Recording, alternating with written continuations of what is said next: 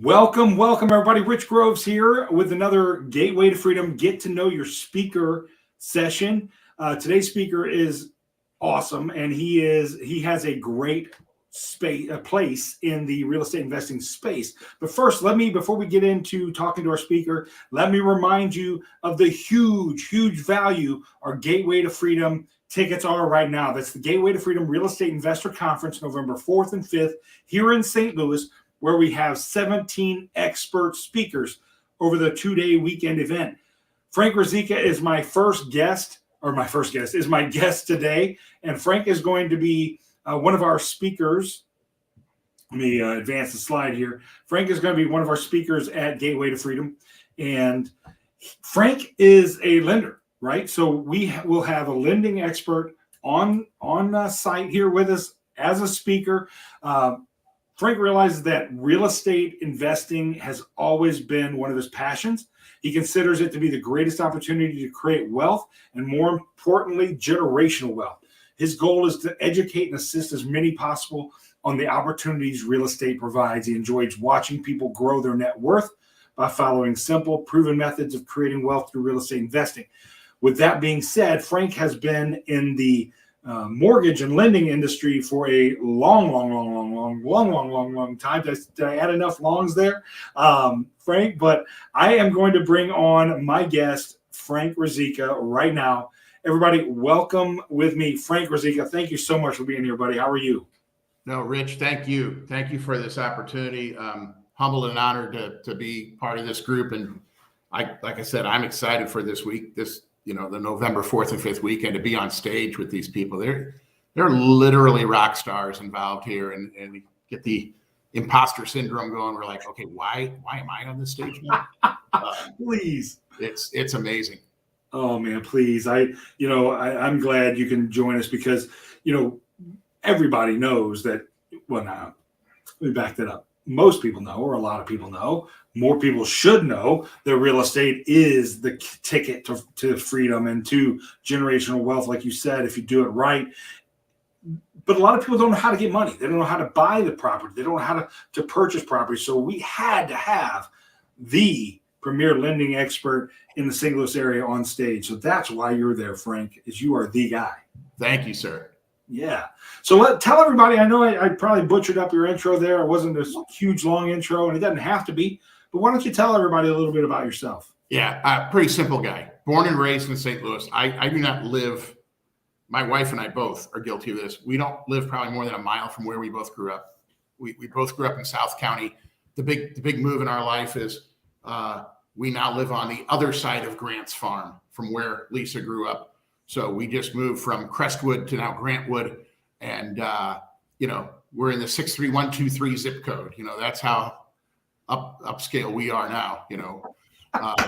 But born and raised here, raised my 3 kids here. They're now adults, 2 in town, 1 in Atlanta. I'm so proud of my adult children and what they've become. We're not grandparents yet, and Lisa and I are waiting for that day. One of these days, we hope. But we're going to get there. But I love St. Louis. I think St. Louis, the best kept secret is how affordable our real estate is. I grew up in a real estate family. My father owned multifamilies as an investor, as a side hustle kind of thing. And then my mom, believe it or not, she wore the Century 21 gold jacket. So she was in real estate as well. And the funny thing about it is, People are all abuzz about interest rates hitting 8% and how, oh my God, this is ungodly and how can we do this and this and that. I understand why at times growing up when I was a kid, my parents weren't in the best of moods because interest rates were 18%. And I'm telling you, I've loaned money in the 12s and it was no fun. I can't imagine 18. Man, that is ridiculous. Right. Now, this is back in the day of, gas lines, and you could only go on certain days of the week to get your gas and all kinds of crazy other stuff that was going on in the world we think we have a crazy world right now, but we had a crazy world back then. Oh, yeah. Oh, for sure.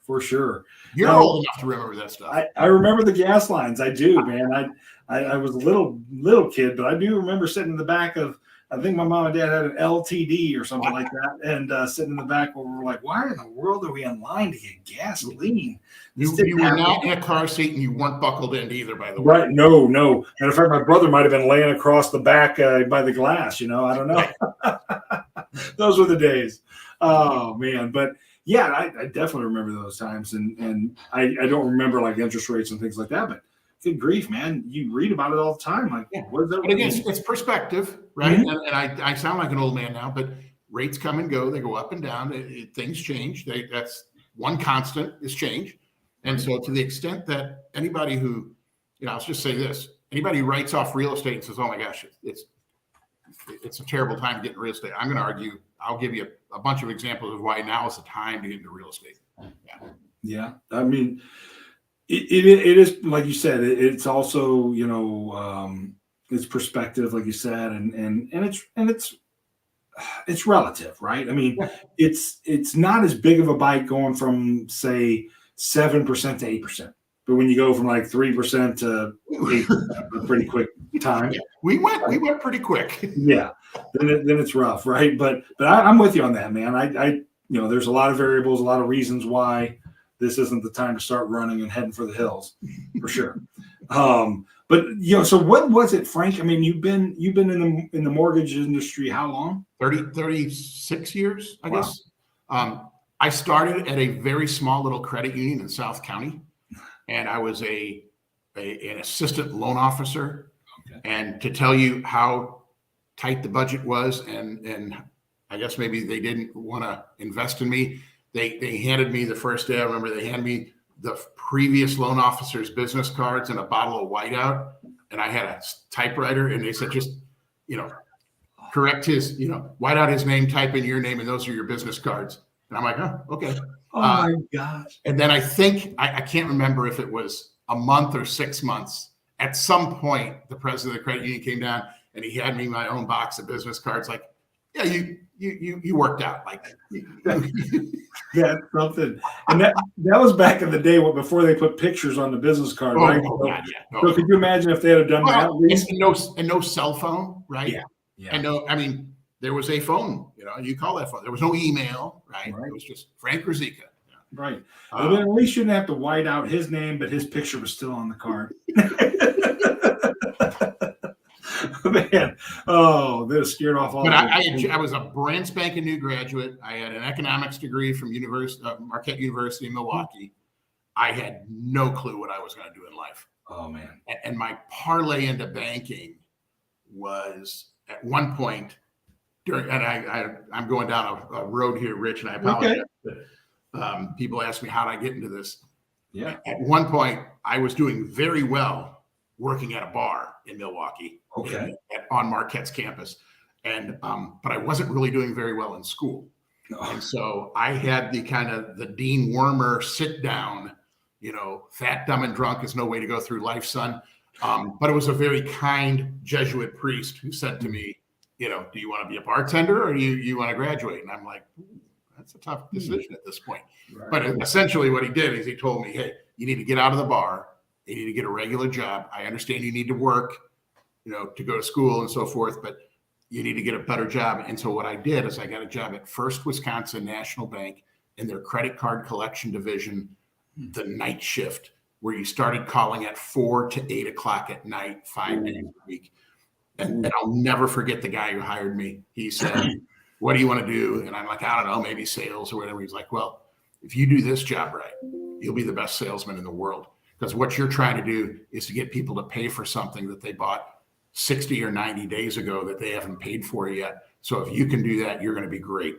Yeah. And I worked at this bank in credit card collections, and it was rough. I mean, it was not, and it was the easy stuff. It was 30-day delinquencies, but that street cred, this credit union president knew I did that. And so he's like, hey, come on board.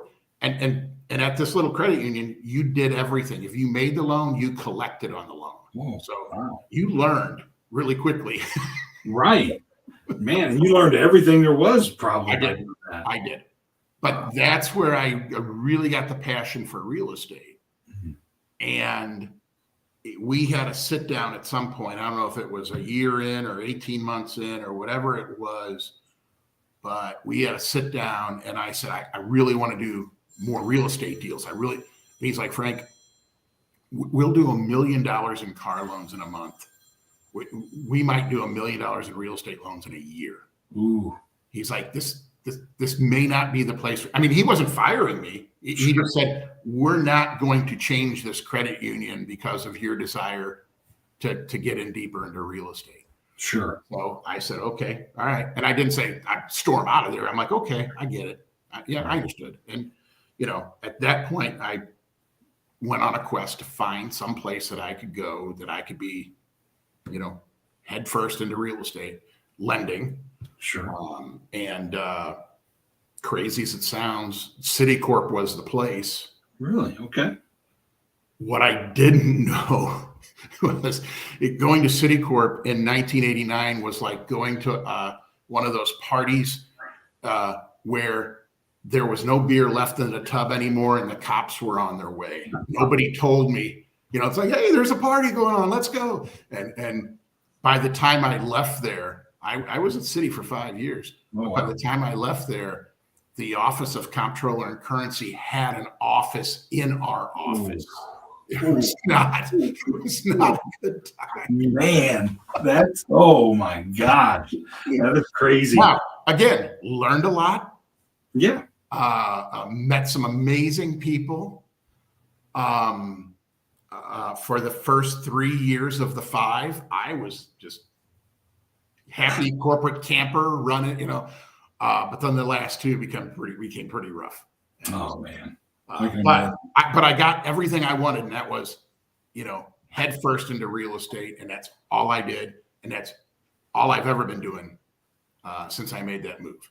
That's awesome. I mean, it is, because that's so cool in a lot of different ways. But the big one is, you're specialized, right? That is what that's your product. That's your baby, and you're gonna know everything there is about your baby, right? So it's funny you said that, Rich, because I just had a breakfast today with a longtime friend of mine. I've known this guy since the 90s, and we talked about the mentality of the bank versus the mortgage banker. And I'm a mortgage banker. I work at a place that doesn't have any depository. We don't have a vault. We don't have cash. If you rob us and come in with a gun and say, give us all your money, we'll go, we need 2 pay stubs, 2 W-2s, and 2 bank statements, and we'll get you your money in about 45 days. That's how you rob a mortgage banker. But it's I told them this difference between a bank and a mortgage bank. All we do is mortgages, and we've got to be like really, really good at it. Like, we don't have the luxury of saying, the real estate market's kind of stinks right now. Maybe we'll do, credit cards, or maybe we'll do, checking accounts or CDs, or no, all we do is mortgages.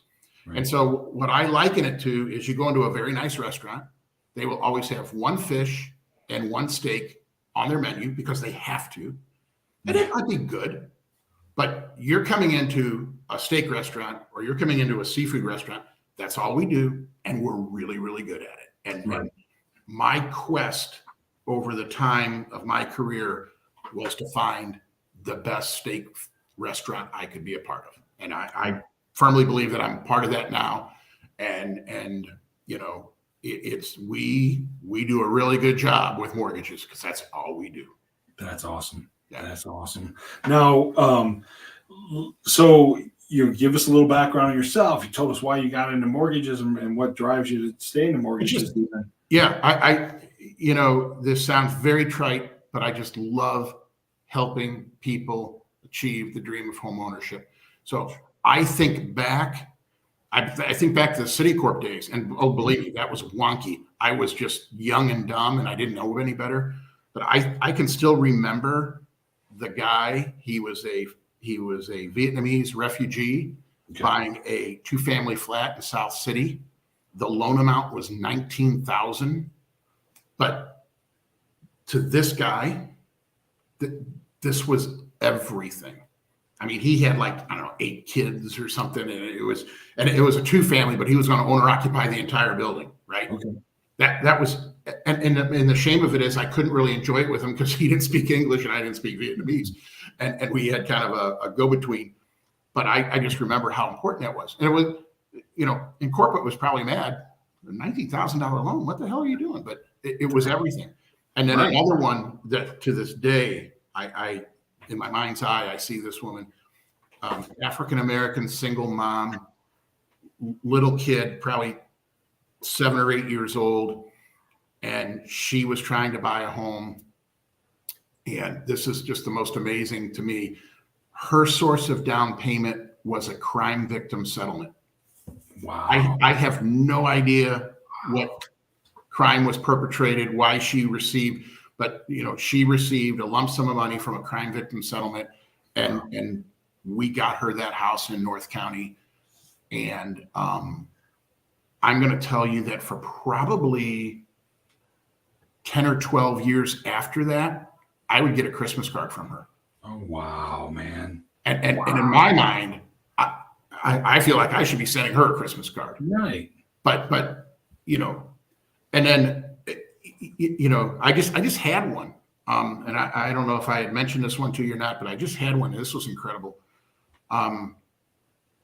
The Friday before 4th of July, I helped an Afghan refugee and his family buy a home here in Afton. Okay. Mind you, this guy less than 2 years ago was going out on night patrol with our U.S. Special Forces in Afghanistan. He gets the call one day, come to the airport now. He brought his entire family and his pregnant wife to the airport. Thank God they got on the plane. Thank God they got out of the country. He ended up here. He was renting, and he just desperately wanted to own his own home. We closed on that deal. And then more importantly, this was the wildest thing. I realized, never talked to the wife the entire time. Yeah. She's at closing. She has a veil. She doesn't speak English. I know her name, but she owns a piece of America. Where in their culture in Afghanistan, properties passed from male to male to male. Like she would have never been part of the gig. Right. And then the coolest part was I looked at his little guy that he's holding, and I said, "You own part of America, and one day he can be president." And you should have seen the smile on this guy's face because his son was born here. Okay. And there were tears everywhere in this room, including the title company closer, me, and then we get done and we take the picture in the lobby, but he says, "I have to call my dad."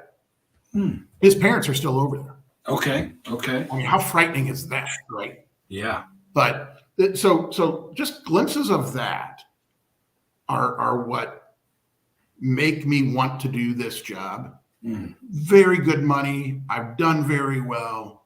Make no bones about it. But helping people realize that kind of dream is huge. Yeah. I mean, it's something that we take for granted here. Oh my God, Rich. Yeah. And that's one of the things I keep talking about, generational wealth, right? Yeah. And here's probably the biggest thing.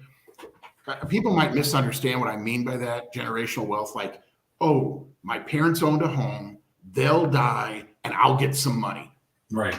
That's a part of generational wealth. But the biggest part of generational wealth in my mind is I grew up in a home. I saw my parents own their own home, and they could do whatever they want with their home. They could paint the wall, they could hang a picture, they could put in a garden, they could do anything they wanted to. Right.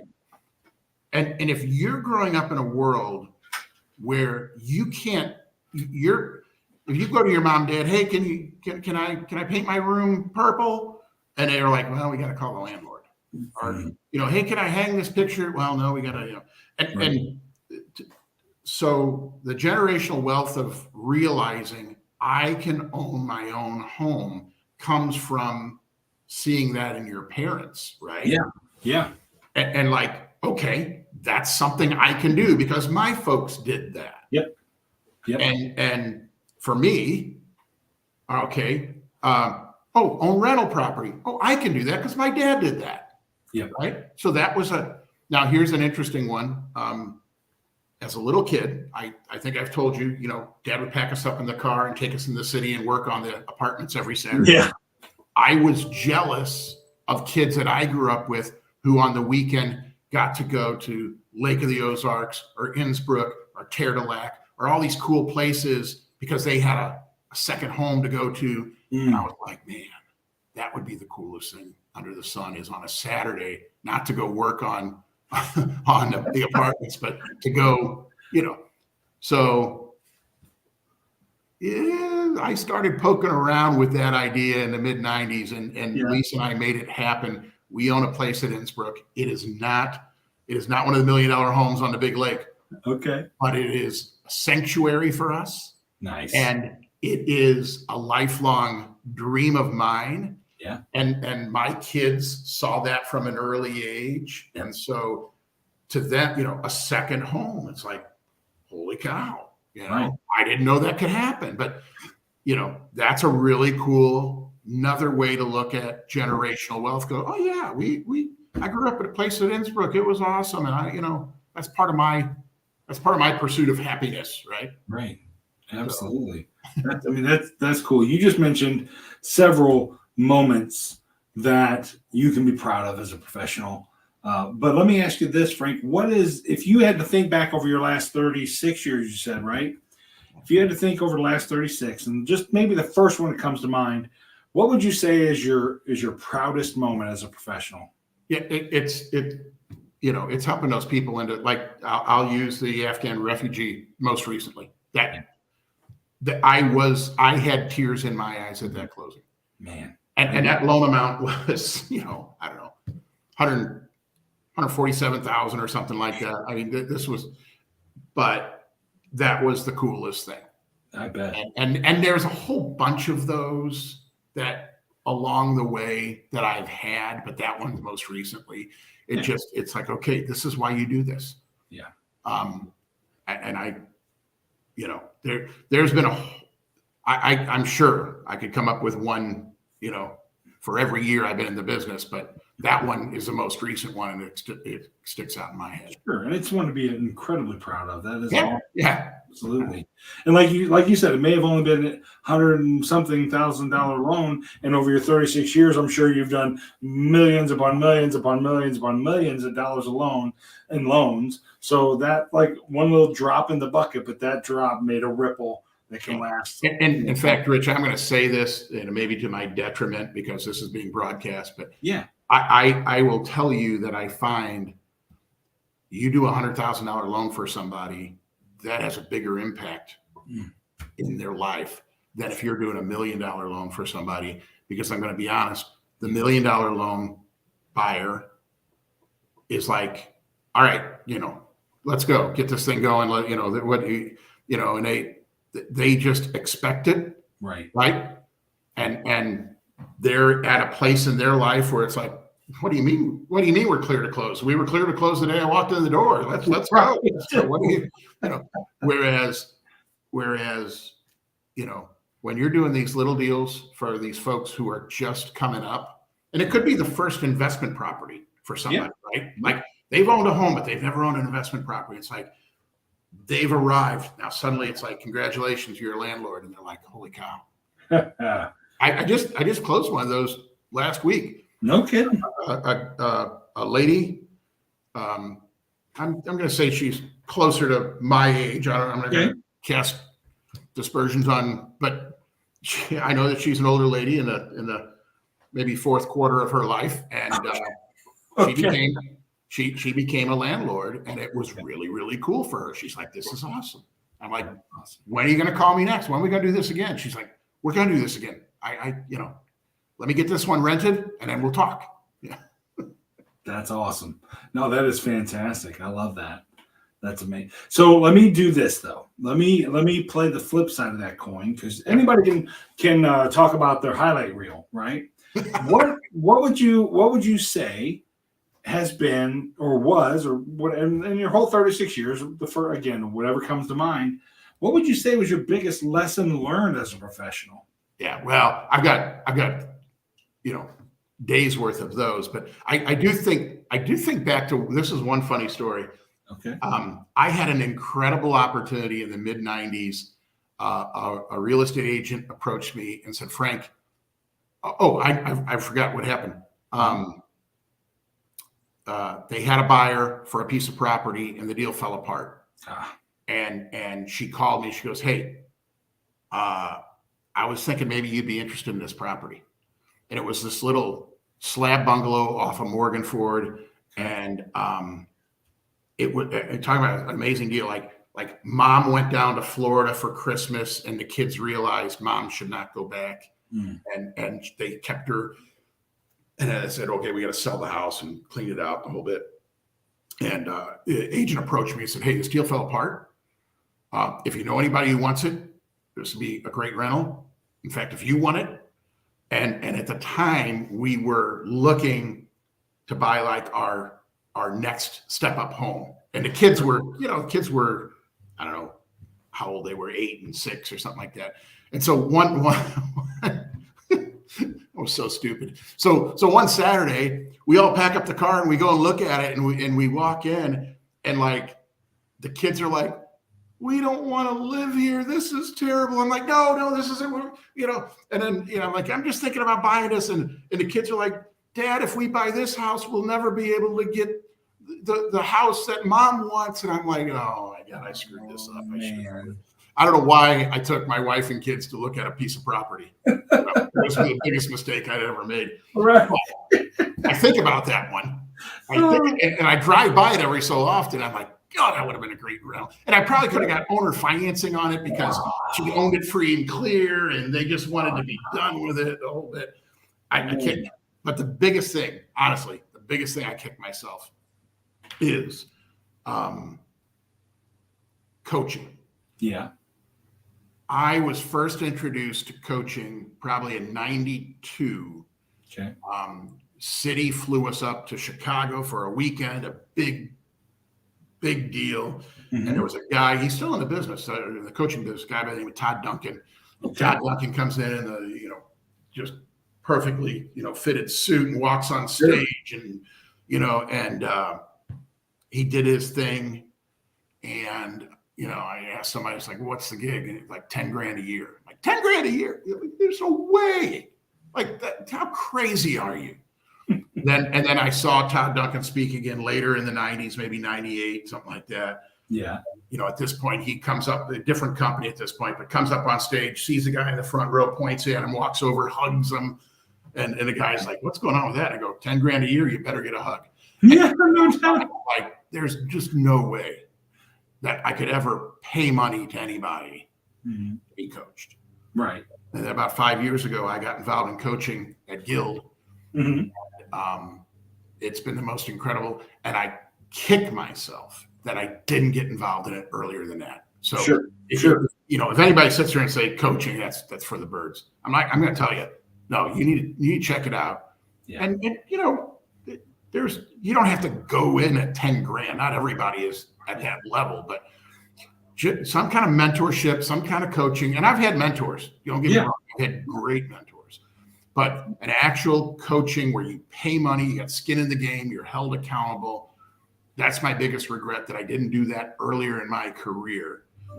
And it's not that I would be, I'd just be sitting on piles of money right now. No, I think I would have had a fuller life and might have avoided some of the real struggles and angst over the time, because believe me, in the 35 years I've been doing this, there's been some tough times. Yeah. And what happens at work, you bring home, and I probably my greatest fear is that was I always the best dad I could have been? Was I always the best husband that I could have been? Was I always the best member of community that I could have been? And, coaching has allowed me to become, and I like this term, the best version of yourself. Yep. I love it. That's all you can do, man. competition isn't with other people; it's within yourself. Right? Look in the mirror, brother. Right. Absolutely. Absolutely. That's awesome. At least that's people with like collaborative mindset and open mindset. Yeah, absolutely. For sure. Well, let me ask you this. So I want to plug the conference again real quick. If you like what you're hearing from Frank, or you're clicking with Frank, you're like, man, this guy seems like he knows what he's talking about. But here's a little hint: he does. Number two, Frank is the real deal. What you see here, this is who Frank is. And if you wanted to come and talk to Frank, get to know Frank a little better, come out to Gateway to Freedom, November 4th and 5th. Get your tickets at www.g2free.com. That's G, the number 2, free.com. Use promo code Frank at checkout. When you're checking out, put in Frank in the promo code or coupon code area. It's going to give you $50 off your ticket. Plus, it's going to help Frank out because we got a little inside competition going on with the speakers.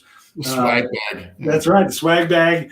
Get up with the speakers. So help Frank win that contest we got going on. But so Frank, let me ask you this: we have probably several people out there that are on the fence on, should I go to this conference or not? Whether they're from St. Louis or somewhere else in the Midwest or anywhere nationwide. They're like, I've been in this business 30 years, or I've been at 30 seconds. I don't know if it's the right thing for me. What do you think like one of the top benefits of going to a conference like this is? Yeah, I'm gonna break this up in 2 buckets because this is what I see in reality. And I've actually talked to a good mutual friend of ours, referral source of mine. Okay. And the comment was, I don't really need to go. I know all those people. I've heard them all. What am I going to get out of it? I'm like, are you kidding? Like, I could listen to any one of these people, and I've seen most of their deals, right? But like, again, I'm going to just a Bryson Duvall. I could sit there and watch that guy talk because it's an amazing story. Yeah. Today you had Jen Donnelly on. Yeah. The first time I ever heard her spoke, I was just like, wow.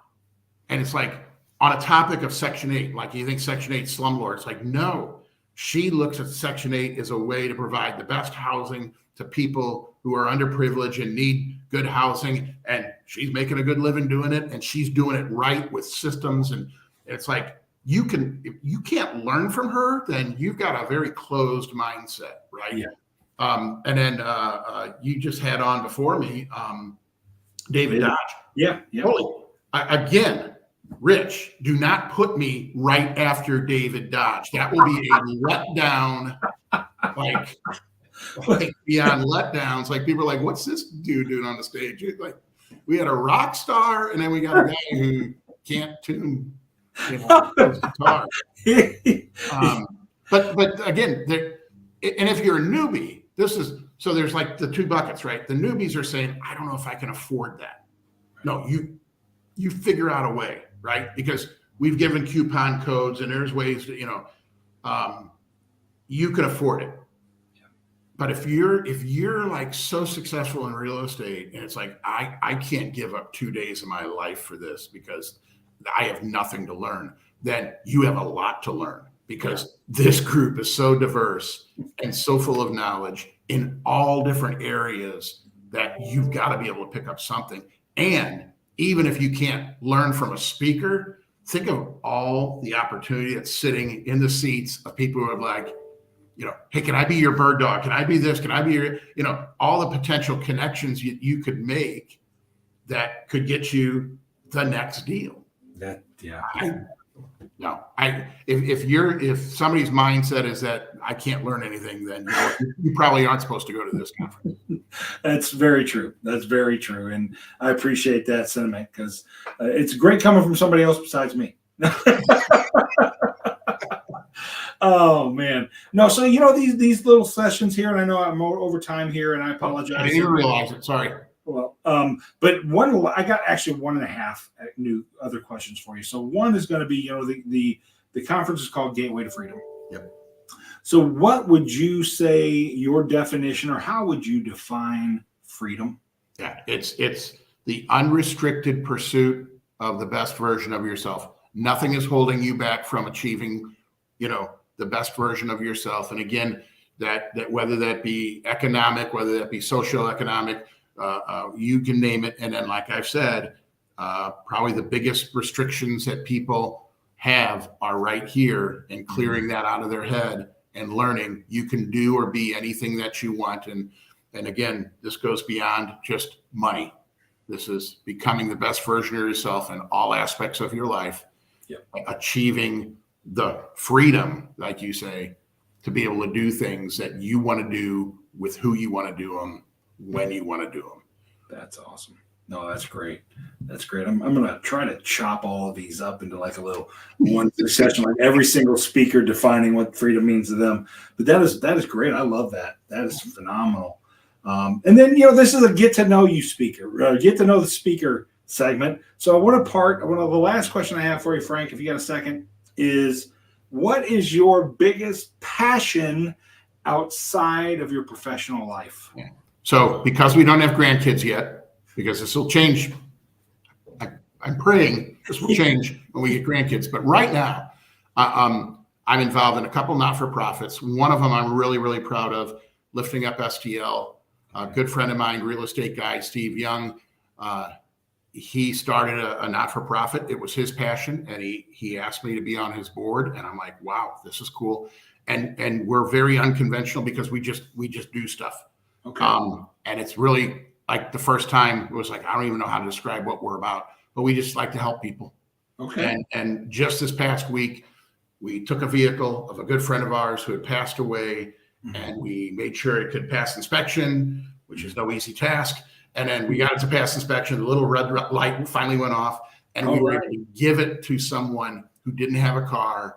And again, we talked about this earlier, just the things you take for granted. This person being able to go to and from work, run to Schnucks and get groceries, take the kids, like you take it for granted, right? And so the ability to arrange for the donation of a car to somebody, holy cow, That's awesome. And then Afton Christian Food Pantry, I'm passionate about. I'm not on their board. I do a lot of things around and with them, but I'm not on their board, but I fully believe. And again, they serve the 63123 zip code, which is, where I live, but you would be amazed at the need in your community of people. And you think the basic of just food on the table. And if I can help with that all day long. Right.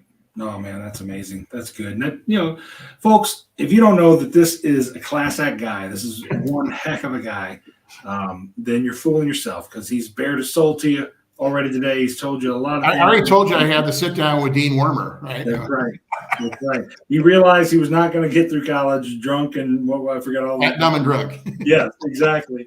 So, Frank, I appreciate your time today. Thank you so much for coming on, and thank you. I'm very grateful that you even agreed to be on our speaker list and be a part of this event. Sincerely grateful. Thank you so very much. You have no idea how much it means to me. Thank you. Thank you. And appreciate you being on here with us today. Yeah. Thanks so much. Thanks for putting this together, Rich. Yeah, you're welcome, buddy. And if you want to hear more about Frank, if you want to see more about, you want to see more of Frank, you want to talk more with Frank, let me just share this one more quick little time here before we break off, is that you've got to get out and get your tickets to Gateway to Freedom, which is a real estate investor conference, if you didn't know that. The logo's got a little house and some arrows going up, meaning increase, whatever. So real estate investor conference called Gateway to Freedom, November 4th and 5th in St. Louis. You don't have to live in St. Louis to come to this event. You can be from anywhere. Anybody's welcome. So come on out, November 4th and 5th here in St. Louis. It's a first of its kind event being held in St. Louis. It's not in Vegas, not in Miami, it's not in Dallas, whatever, not in LA. So come on out, November 4th and 5th. But get your tickets at www.g2free.com. That's www.g2free.com. Normally you'd spend $1,500, $2,000, $3,000. I think WealthCon's going on right now. I saw tickets $5,000. You can get in the door at $297. VIP packages are $497. And go out to g2free.com and take a look at those packages. See what. Type in the name Frank, $50 off. That's exactly right. Use the word Frank no matter what package you buy, and you'll get $50 off. So thanks everybody for your time. Appreciate you, Frank, and I'll talk to y'all later. See you, Rich. See ya.